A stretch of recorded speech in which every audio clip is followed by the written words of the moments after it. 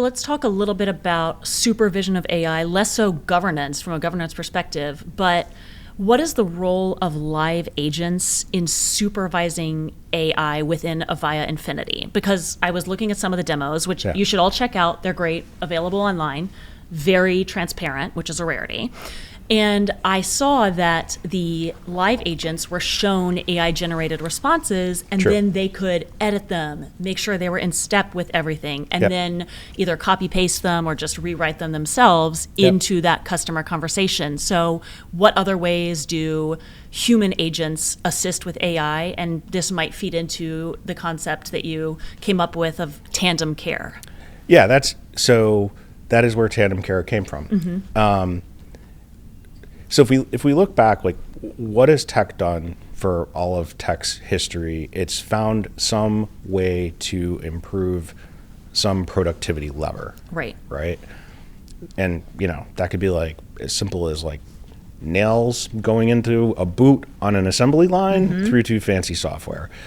And so I think, when we talked last, I think I sort of took the position that assisting human agents would probably be where this lands.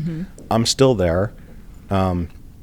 We track job fills, and there's still just as many agents hired every week. Yeah. That hasn't changed. Right. There's just as many seats of software sold. That hasn't changed.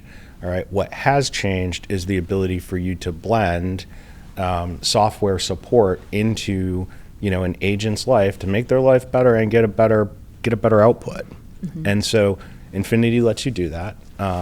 It's trying to create an agent assist. And then the other part is, as we've discussed over time, if there are some tasks that are better done or very reliably done by AI, you can build those into a workflow too, right? And so I think, the first part of this is like, let's just make sure we do a really good job on agent assistance. Right. Some of the demos you've seen are I'm not going to say like they're obvious from the perspective of, it'd be really hard for the agent to continue to have a meaningful conversation with you at the same time that they were searching for this information and pulling it back. And so having the computer do that work for you is super helpful. And what shows up here can be tailored to the particular type of company and experience you're crafting. And this will continue to get better over time. Now, that's the other part about this that I think gets lost. It's the wrong place to make this point is in the demo. But if you're capturing all this information, all right, after every one of these connections, you can go back and use it to retrain and rethink how you want that journey to work the next time.